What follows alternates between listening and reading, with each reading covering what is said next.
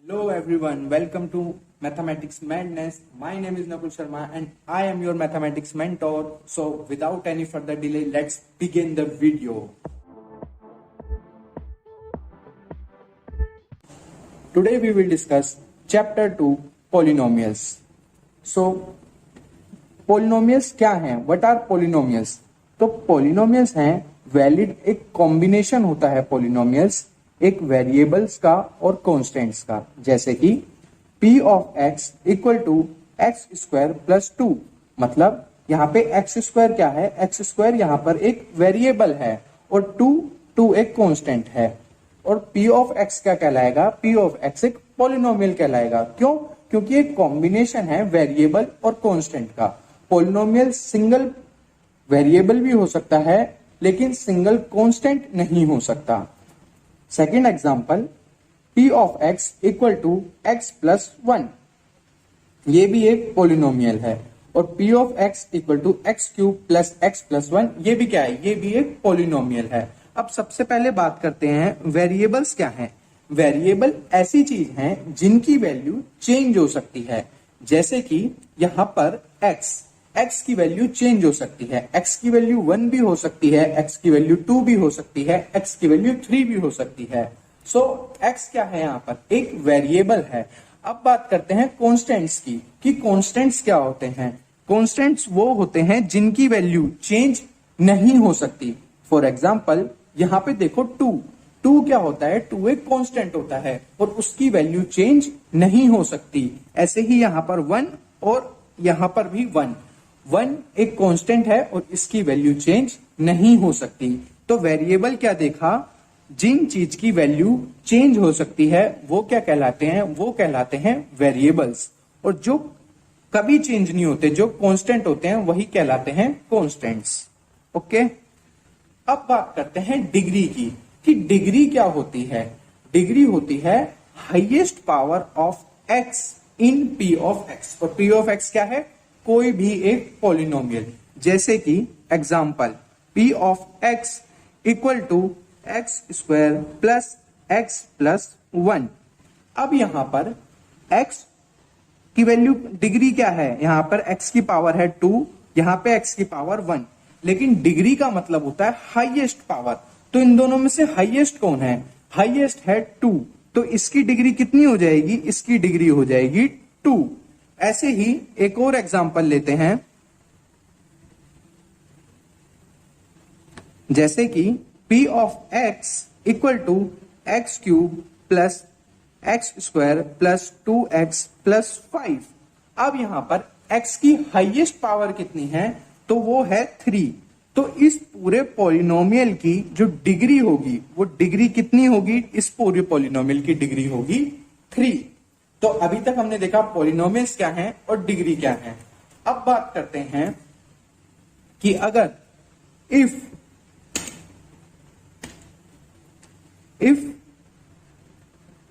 p of x equal to x plus 1, अगर मैं यहां पे आपसे पूछूं कि इस पॉलिनोमियल की डिग्री कितनी है, तो आप मेरे को आंसर दोगे 1। क्यों? क्योंकि x की हाईएस्ट पावर है 1। अब ऐसे ही अगर डिग्री 1 है तो ऐसी पॉलिनोमियल्स को हम क्या बोलते हैं? Linear polynomial. If p of x equal to x square plus x plus 1, तो यहां पे डिग्री क्या है पॉलिनोमियल की? यहां पर पॉलिनोमियल की डिग्री है 2। क्यों? क्योंकि हाईएस्ट पावर पॉलिनोमियल की x की जो हाईएस्ट पावर है वो है 2। तो यहां पे अगर डिग्री जो है वो 2 होती है तो ऐसी इक्वेशंस को हम क्या बोलते हैं? क्वाड्रेटिक। और ऐसे ही अगर किसी की डिग्री 3 होती है तो हम उन इक्वेशंस को बोलते हैं क्यूबिक। तो अगर किसी भी पॉलिनोमियल की डिग्री 1 है तो हम उसे कहेंगे कि वो एक लीनियर पॉलिनोमियल है। और किसी भी पॉलिनोमियल की डिग्री अगर 2 है तो हम उसे कहेंगे कि वो एक क्वाड्रेटिक पॉलिनोमियल है। और अगर किसी भी पॉलिनोमियल की डिग्री 3 है तो हम उसे कहेंगे कि वो एक क्यूबिक पॉलिनोमियल है। अब बात करते हैं जीरोस की, कि जीरोस क्या होते हैं। अगर मैं आपसे कहूं कि अगर हमारे पास एक पॉलिनोमियल है p of x equal to x plus 1, कि ये हमारे पास एक पॉलिनोमियल है। अब मैं आपसे पूछूं कि इसकी डिग्री कितनी है, तो आप कहोगे 1। तो इसकी डिग्री 1 है, तो ये कैसा पॉलिनोमियल हुआ, ये एक लीनियर पॉलिनोमियल हुआ। अब बात करते हैं जीरो की।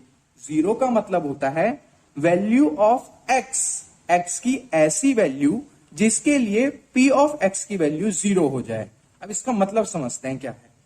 अगर मैं यहां पर x की वैल्यू -1 पुट कर दूं तो क्या आएगा, तो p ऑफ x की जगह हमने क्या पुट करा, -1 is equal to -1 plus 1 plus -1 equal to 0। तो हम कहेंगे x की वैल्यू -1 एक 0 है इस पॉलिनोमियल के लिए। क्यों, क्योंकि अगर हम x की वैल्यू -1 पुट कर रहे हैं तो पॉलिनोमियल की वैल्यू 0 हो रही है। तो मेरे को आई होप आपको ये समझ आया होगा। ऐसे ही अगर कोई polynomial p of x equal to x square plus 2x plus 1, अगर ये कोई एक पॉलिनोमियल है और अगर मैं आपसे अब इसकी डिग्री पूछूं तो आप कहोगे 2, क्योंकि हाईएस्ट पावर है 2। अगर मैं इसमें x की जगह वापस से -1 पुट कर दूं तो क्या आएगा, p ऑफ -1 इक्वल टू -1 का स्क्वायर प्लस 2 इंटू -1 प्लस 1। तो -1 का स्क्वायर 1, -2 प्लस 1, तो 2 minus 2 that is equal to 0। तो अब हम कहेंगे कि ये जो हमें पॉलिनोमियल गिवन था p ऑफ x, इसका 0 क्या है, -1। x की वैल्यू -1 इसका 0 है। क्यों, क्योंकि x ऑफ -1 में x की वैल्यू -1 पुट करते ही ये पॉलिनोमियल कैसा हो गया, 0 के बराबर इसकी वैल्यू हो गई। तो ये था हमारा जीरोस का कंसेप्ट। अब बात करते हैं geometric meaning of zero. Zero का ज्योमेट्रिक मीनिंग क्या है, तो इसके लिए एक सिंपल सा हम पॉलिनोमियल लेते हैं p of x equal to x plus 1, और हम लेट कर लेते हैं p ऑफ x किसके बराबर है, y के बराबर। तो y equal to x plus 1। अब हमें पता है, अब हम इसका ग्राफ बनाएंगे। तो ग्राफ बनाने के लिए हम क्या करते हैं, तो y की वैल्यू 0 हो रही है जब x की वैल्यू -1 है। जब x की वैल्यू -1 है तो y की वैल्यू 0। इसका क्या मतलब हुआ, इसका सिंपल सा मतलब हुआ कि x इक्वल टू में -1 इज 0 ऑफ गिवन पॉलिनोमियल।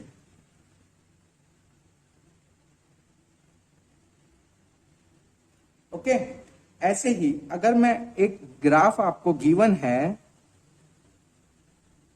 ये कोई ग्राफ है, यहां पर x एक्सिस एंड यहां पर y एक्सिस, और ग्राफ कुछ कर्व, एक कर्व गिवन है ऐसे, और आपसे पूछा गया है कि ये कर्व एक पॉलिनोमियल को रिप्रेजेंट करता है, और अब आप बताओ उस पॉलिनोमियल के 0 कितने हैं।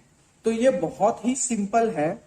हम क्या करेंगे, हम उन पॉइंट्स को कैलकुलेट करेंगे जहां पर y की वैल्यू 0 हो रही है। तो वो पॉइंट्स कौन कौन से हैं, फर्स्ट पॉइंट है ये, यहां पर y की वैल्यू क्या है, 0, y की वैल्यू क्या है, 0, यहां पर y की वैल्यू 0 है, यहां पर y की वैल्यू 0 है, और यहां पर भी y की वैल्यू 0 है। तो टोटल पॉइंट्स कितने हो गए, 1 2 3 4। तो टोटल जीरोस कितने हो गए, 4। अगर आपको ऐसा कोई भी कर्व मिले जहां पर आपको कैलकुलेट करना हो कि एक कर्व गिवन है और वहां पे आपसे पूछा जाए उसके कितने 0 होंगे, तो आपको बस ये देखना है कि y की वैल्यू कहां कहां पर 0 हो रही है। इतना देखते ही आपको कैलकुलेट कर लेनी है वो वैल्यू कितनी है, और उसके टोटल 0 यही होंगे। अब बात करते हैं relationship between zeros and coefficients. अब अगर आपको कोफिशिएंट्स नहीं पता क्या होता है, तो मैं आपको एक बार कोफिशिएंट्स बता देता हूं क्या होता है। कोफिशिएंट होता है, अगर कोई पॉलिनोमियल है हमारे पास ax स्क्वायर प्लस bx, अगर ये कोई पोलिनोमियल हमें गिवन है और हमसे पूछा जाए कोफिशिएंट ऑफ एक्स स्क्वायर बताओ, तो कोफिशिएंट का मतलब होता है जो भी कांस्टेंट टर्म मल्टीप्लाई हो रही हो एक्स के साथ या एक्स स्क्वायर के साथ, जो भी हमें गिवन है उसके साथ जो कांस्टेंट टर्म मल्टीप्लाई हो रही है उसे हम कोफिशिएंट बोलते हैं। तो यहां पे कोफिशिएंट ऑफ एक्स स्क्वायर क्या है, एक्स स्क्वायर के साथ क्या मल्टीप्लाई हो रहा है, ए, और कोफिशिएंट ऑफ एक्स क्या है, बी। क्यों? क्योंकि एक्स के साथ बी मल्टीप्लाई हो रहा है। ऐसे ही अगर मैं आपसे पूछूं P of x equal to x square plus 2x plus x square plus 1 है, और अगर मैं आपसे पूछूं what is coefficient of x square, तो आप कहोगे 1, लेकिन नहीं, सबसे पहले हमें एक्स स्क्वायर को ऐड करना होगा, x square plus x square that is 2x square plus 2x plus 1। अब हम बता पाएंगे इसका कोफिशिएंट। तो एक्स स्क्वायर के साथ मल्टीप्लाई क्या हो रहा है, 2, तो coefficient of x square is 2 and coefficient of x is 2 and 1 is constant. Okay, अब बात करते हैं relationship between zeros and coefficient for a linear equation. अब हमें ये एक इक्वेशन गिवन है linear, p of x equal to a x plus b, और यहां पे a की वैल्यू 0 नहीं हो सकती। क्यों? अगर a की वैल्यू 0 हो गई, a की वैल्यू 0 होते ही तो p ऑफ x क्या बचेगा, if a equal to 0 then p of x कितना हो जाएगा, b के बराबर, और यहां पे तो कोई x की टर्म है ही नहीं फिर, और फिर ये क्या लीनियर पॉलिनोमियल कहलाएगा, नहीं, क्योंकि लीनियर पॉलिनोमियल तो तभी कहलाता है जब x की वैल्यू कितनी होती है, x की डिग्री 1 हो जाती है तब, और यहाँ पे x की टर्म ही नहीं है, तो ये क्या कहलाएगा, ये एक कांस्टेंट रहेगा बस, ये फिर कोई पॉलिनोमियल नहीं रहेगा। तो इसीलिए a की वैल्यू 0 नहीं हो सकती। ओके, अब बात करते हैं relation between zeros and coefficient की, ए एक्स प्लस बी। अभी मैंने आपको बताया कि जीरोस का मतलब क्या होता है, एक्स की ऐसी वैल्यू जिसके लिए p ऑफ x 0 के बराबर हो जाए, मतलब p ऑफ x को हमें क्या करना है, 0 के इक्वल। तो A x plus B equal to 0 and x equal to minus B upon A. तो ये होता है x। x क्या है यहाँ पे, x है 0। इस इक्वेशन का 0 जो है वो है x, और x की वैल्यू किसके बराबर आई, माइनस बी अपॉन ए के बराबर आई। इसका मतलब जो भी, अगर आपको कोई भी लीनियर इक्वेशन गिवन हो और उसका 0 निकालने के लिए कहा गया है, तो आपको क्या करना है, minus of constant term upon coefficient of x। तो आपको 0 निकालने के लिए क्या करना है, जो भी लीनियर इक्वेशन में कांस्टेंट है उसका नेगेटिव साइन लेना है और डिवाइड कर देना है कोफिशिएंट ऑफ x से। तो ये क्या है, 0 है ये एक लीनियर इक्वेशन का। डन। अब नेक्स्ट बात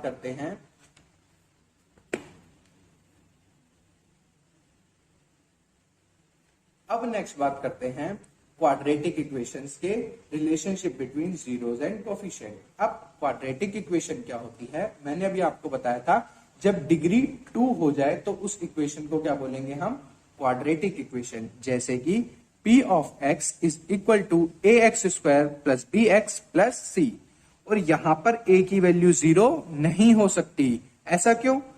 इफ हम मान के चलते हैं अगर a 0 हो गया तो p ऑफ x क्या बनेगा, बी एक्स प्लस सी, और ये क्या है, ये तो एक लीनियर इक्वेशन है, तो अब ये क्वाड्रेटिक नहीं रही, क्वाड्रेटिक नेचर इसका नहीं रहा। इसीलिए हम कहते हैं a की वैल्यू 0 नहीं हो सकती, मतलब एक्स स्क्वायर का कोफिशिएंट कभी भी 0 नहीं हो सकता क्वाड्रेटिक इक्वेशन में। अब बात करते हैं, अब हम क्या करते हैं, लेट करते हैं zeros of quadratic equation alpha and beta.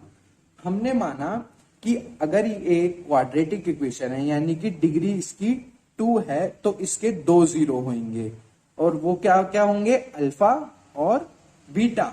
और ऐसे ही लीनियर इक्वेशन में डिग्री 1 है तो इसके जीरो कितने होंगे, इसके जीरो सिर्फ एक होंगे, मतलब इसके एक ही जीरो होगा लीनियर इक्वेशन के लिए। और क्वाड्रेटिक के लिए जीरो कितने हो जाएंगे, 2। तो जो सम होता है ऑफ जीरोस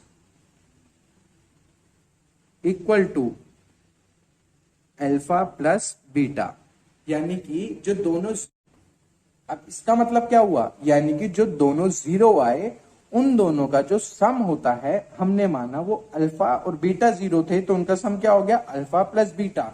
और ये किसके बराबर होते हैं, ये बराबर होते हैं minus B upon a, that is minus of coefficient of x divided by coefficient of x square. Okay, और जो प्रोडक्ट होता है ऑफ जीरोस, इसके जो जीरो हैं दो, उन दोनों का जो प्रोडक्ट होता है अल्फा इंटू बीटा, वो किसके बराबर होता है, c upon a, that is constant term upon coefficient of x square के कोफिशिएंट के बराबर। तो ये थे relation between coefficients and zeros linear equation के लिए और क्वाड्रेटिक इक्वेशन के लिए। अगर आपको क्वेश्चन गिवन है कि sum of the zeros of quadratic equation is this and product of zeros of quadratic equation is this, और फाइंड करो what is the quadratic equation, तो अगर आपको क्वाड्रेटिक इक्वेशन फाइंड करनी है तो उसके लिए जो फॉर्मूला यूज होता है वो होता है x square minus sum of zeros multiply by x plus product of zero.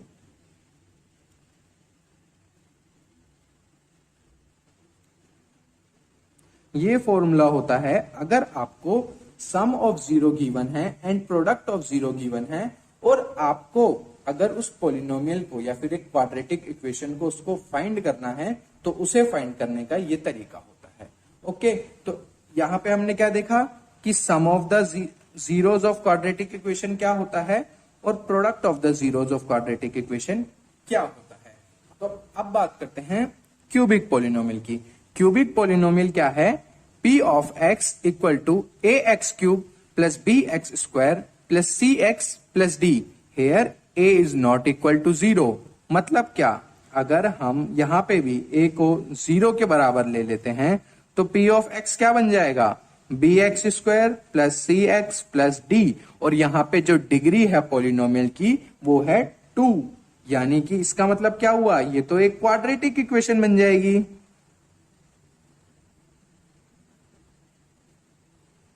अब तो ये क्यूबिक इक्वेशन रही नहीं, इसीलिए हम कहते हैं a जीरो नहीं हो सकता। क्यों, अगर a जीरो हुआ तो एक क्यूबिक इक्वेशन क्वाड्रेटिक बन जाएगी और वो क्यूबिक नहीं रहेगी। तो यहां पे जो होता है, हम लेट करते हैं जीरोस को be alpha beta and gamma. अब ये क्यूबिक इक्वेशन है एक, इसकी डिग्री कितनी है 3, तो इसके जो मैक्सिमम जीरो होते हैं वो कितने होते हैं 3। तो हमने उन जीरोस को लेट करा अल्फा बीटा गामा। तो सम ऑफ द जीरोस क्या होता है, alpha plus beta plus gamma, जो कि बराबर होते हैं माइनस बी अपॉन ए के, और alpha beta plus beta gamma plus gamma alpha, ये बराबर होते हैं सी अपॉन ए के, and last alpha beta gamma product of all the zeros, ये बराबर होता है माइनस ऑफ डी अपॉन ए के। ओके, तो ये था क्यूबिक पॉलिनोमियल के लिए relationship between coefficients and zeros. अब बात करते हैं डिवीजन एल्गोरिथम ऑफ पॉलिनोमियल्स की, कि डिवीजन एल्गोरिथम ऑफ पॉलिनोमियल्स क्या होता है। अब देखो, अगर मैं आपसे कहूं आपको एक कोई भी पॉलिनोमियल की एक जीरो गिवन है, अगर वो जीरो है, if x equal to 1 is zero of polynomial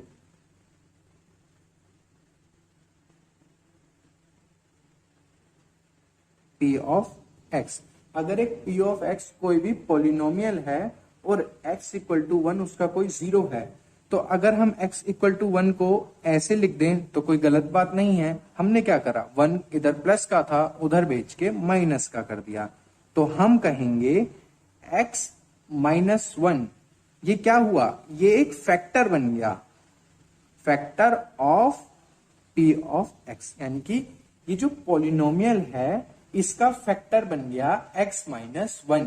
यानी कि इसका मतलब क्या हुआ, इसका मतलब ये हुआ कि p ऑफ x को x माइनस 1 कंप्लीटली डिवाइड कर देगा। जैसे कि अब देखो इसका यूज क्या होता है, इसका यूज ये होता है, अगर हमें नंबर गिवन है कोई 10 और हमें गिवन है कि इसका एक फैक्टर 2 है और हमें बताना है नेक्स्ट फैक्टर क्या होगा उसका, तो अब हम ये कैसे करते हैं कि हम 10 को 2 से डिवाइड कर देते हैं, क्या आता है 5, 10 एंड 0, तो हम कहते हैं 5 इज सेकेंड फैक्टर ऑफ 10। 10 का फर्स्ट फैक्टर तो हमें गिवन था, जो क्या था, जो था 2, और हमने क्या कहा, हमने कहा इसका नेक्स्ट फैक्टर जो होगा वो होगा 5, और ये हमने कैसे देखा, डिवाइड करके। तो ऐसे ही division algorithm of polynomial help करती है किसी भी पॉलिनोमियल के फैक्टर फाइंड करने के लिए। और अगर हमें एक फैक्टर गिवन है तो हम बाकी के 2 फैक्टर फाइंड कर सकते हैं अगर क्यूबिक पॉलिनोमियल है, और अगर हमें कोई एक फैक्टर गिवन है और हम उसके बाकी के 2 एक और फैक्टर फाइंड कर सकते हैं अगर वो एक क्वाड्रेटिक पॉलिनोमियल है। जैसे कि इसे हम एक एग्जांपल से समझते हैं। एग्जांपल क्या है कि if x plus 2 is factor of polynomial 2x cube 2x square plus 3x plus 1, कि हमें यहां पे गिवन है कि x प्लस 2 जो है वो एक फैक्टर है इस पॉलिनोमियल का। अब देखो इस पॉलिनोमियल की डिग्री कितनी है, इसकी डिग्री है 2, तो इसके मैक्सिमम जीरोस कितने होंगे, वो भी होंगे 2, यानी कि इसके फैक्टर भी कितने होंगे, वो भी होंगे 2। पहला फैक्टर हमें गिवन है, हमें निकालना है दूसरा फैक्टर, तो इसके लिए हम क्या करेंगे, जैसे अभी हमने यहां पे करा, 10 का हमें एक फैक्टर गिवन था 2, तो हमने उसे 2 से डिवाइड कर दिया और जो यहां आया वो क्या हुआ, उसका सेकंड फैक्टर। ऐसे ही अब हम क्या करेंगे, हम 2x square plus 3x plus 1 को डिवाइड कर देंगे x प्लस 2 से। x प्लस 2 से डिवाइड करके जो हमारा क्वोशिएंट आएगा वही हमारा क्या होगा, सेकंड फैक्टर होगा। अगर आपको डिवाइड नहीं आता पॉलिनोमियल्स का तो चलो आप डिवाइड भी सीख लेते हैं कि डिवाइड कैसे करना है पॉलिनोमियल्स का।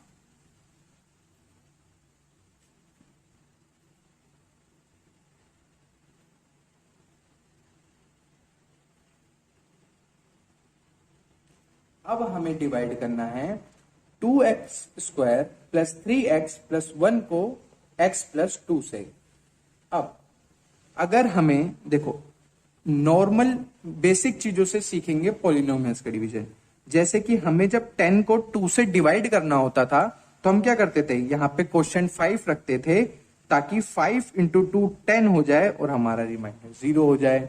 तो ऐसे ही अब यहाँ पे क्या है, x है और यहाँ पे 2x स्क्वायर, तो हमें एक ऐसे नंबर से मल्टीप्लाई करना है ताकि उस नंबर से मल्टीप्लाई होके x 2x स्क्वायर बन जाए। तो उसके लिए हम क्या करेंगे, हम साइड में 2x स्क्वायर को डिवाइड करके देखेंगे x से, तो क्या आएगा 2x, यानी कि वो नंबर जिससे x मल्टीप्लाई होके 2x स्क्वायर दे देगा वो नंबर क्या होगा 2x। तो हम यहां पे 2x को लेंगे, तो अब 2x multiply by x plus 2 कितना होगा 2x स्क्वायर प्लस 4x। यही चीज अब हम यहां रख देंगे 2x² plus 4x and then sign change, plus of 2x² minus of 2x² cancel, plus of 3x minus of 4x that is minus x plus 1। अब माइनस x प्लस 1 आया। अब हमारा यहाँ पे गिवन क्या है, हमें x, लेकिन हमें चाहिए क्या, माइनस x, तो हमें नंबर सोचना पड़ेगा। तो उसके लिए हम क्या करेंगे, minus x divided by x करेंगे। तो क्या आया हमारा, -1। तो यहां पे हमारा रिक्वायर्ड नंबर है -1। तो अब हम क्या करेंगे, x प्लस 2 को मल्टीप्लाई कर देंगे -1 से। तो क्या आएगा, -x -2। तो -x -2 sign change cancel, plus minus of x cancel, plus of 1 plus of 2 3 क्या बचा यहाँ पे, रिमाइंडर बचा 3। तो यही होती है डिवीजन एल्गोरिथम। डिवीजन एल्गोरिथम क्या कहती है, डिवीजन एल्गोरिथम ये कहती है कि dividend equal to divisor into quotient plus remainder. यही होती है division algorithm. Division algorithm that is, अगर हमें इसे शॉर्ट फॉर्म में लिखना हो तो हम इसे कैसे लिखेंगे, हम इसे लिखेंगे P of x equal to G of x into Q of x plus R of x। यहां पे P ऑफ x क्या है, dividend, G of x divisor, Q of x quotient and R of x remainder. और यहाँ पे जो R of x होता है या तो वो 0 होगा या फिर वो R ऑफ x की जो डिग्री होगी वो हमेशा छोटी होगी degree of G of x, यानी कि जो हमारा G ऑफ x है उससे हमेशा छोटी डिग्री होगी। जैसे कि हम यहां पे करते हैं, जो हमारा रिमाइंडर बचता है वो हमेशा 2 से हमेशा छोटा होता है। रिमाइंडर यहाँ पे क्या बचा, 0, और 0 क्या है, 2 से छोटा है। तो ये डिवीजन एल्गोरिथम थ्योरम ये हमारा लास्ट टॉपिक था और इसी के साथ हमारा पॉलिनोमियल चैप्टर खत्म होता है। मुझे उम्मीद है आपको वीडियो बहुत अच्छी लगी होगी, और अगर आपको वीडियो अच्छी लगी है तो चैनल को सब्सक्राइब कर दो, लाइक कर दो वीडियो को और शेयर करो अपने दोस्तों के